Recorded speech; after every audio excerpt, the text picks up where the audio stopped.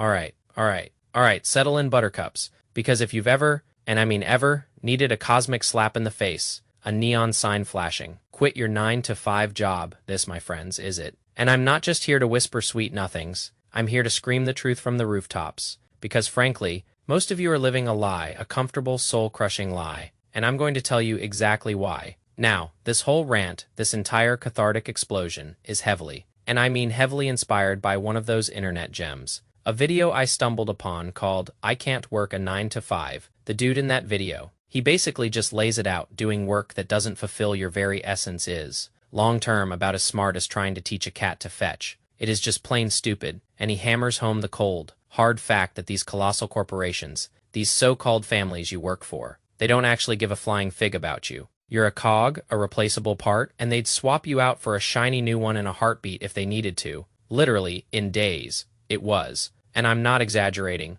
a really damn good video, and it sparked a wildfire in my brain, lit up 1,000 tiny light bulbs. So yeah, go check that out. Right after you finish soaking up this wisdom, I'll link it down below, because trust me, it is worth your time. But before we go any further, I want to rewind way back to January of 2022. This, my friends, was the day I officially severed ties with my 9 to 5, and let me tell you, the feeling, it was like shedding a skin, like breathing fresh air after being underwater for far too long. It was exhilarating, terrifying, and utterly, unequivocally, the right move. So here is the backstory. We had basically been merged into another company after my old boss, bless his heart, had kind of gracefully, or maybe not so gracefully, retired. He'd made his millions, good for him, and he was no longer interested in the daily grind of running the company. So, myself and another manager, we were being prepped to potentially work with our biggest customer at the time. My colleague, he shifted off to that new role, and I was left in the lion's den negotiating,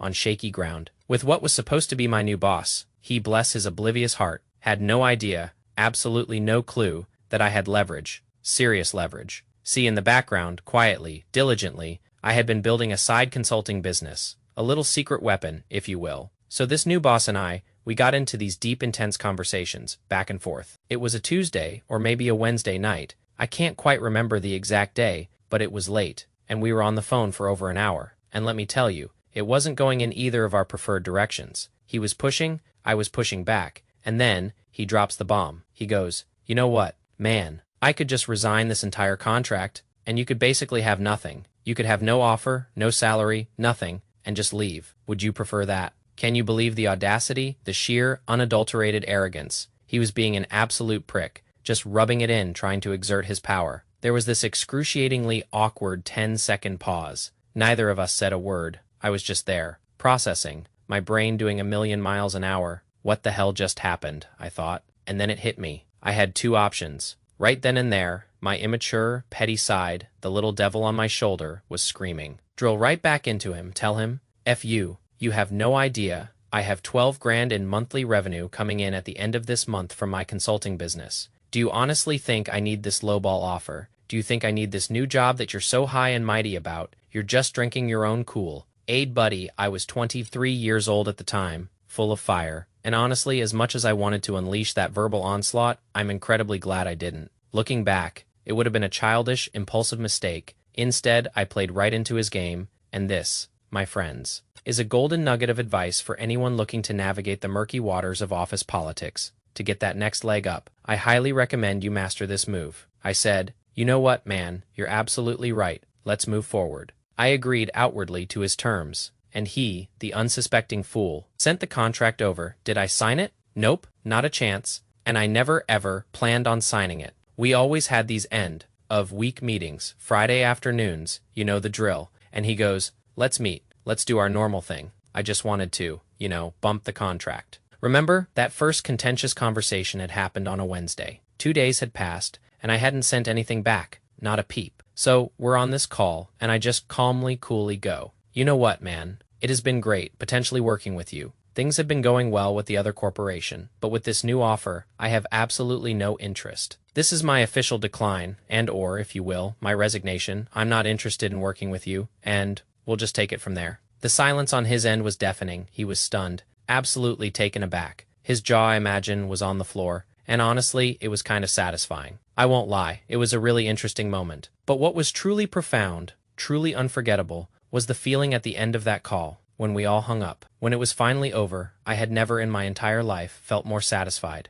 And looking back, now at 26 years old, it has been without a shadow of a doubt the absolute best risk I have ever taken. Ever in my entire 26 years on this planet, still to this day. And you know what? It was almost like an instinctual switch flipped. It was a Friday night, and as soon as I opened the door to my apartment, the girl I was living with at the time, she was just sitting there, and I just blurted out, "I did it, I'm out," and she just hugged me, squeezed me tight. "Let's go," she said. "I'm so proud of you, I'm so happy for you." And I knew in that moment the healthy pressure I felt, it was like a drug high. It was freeing. In the most profound sense of the word, it was like, I have full capability to do whatever the hell I want, to work and go super hard on this consulting business. And I have to make this work. There is no going back. Now, I'm going to drop some serious wisdom, some of my personal advice, in a second. But first, I have to give credit where credit is due. My dad, bless his pragmatic soul, was the one who pushed me. He said, "Dude, what is the worst that can happen, right? Best case scenario, you have this huge upside opportunity with your own business.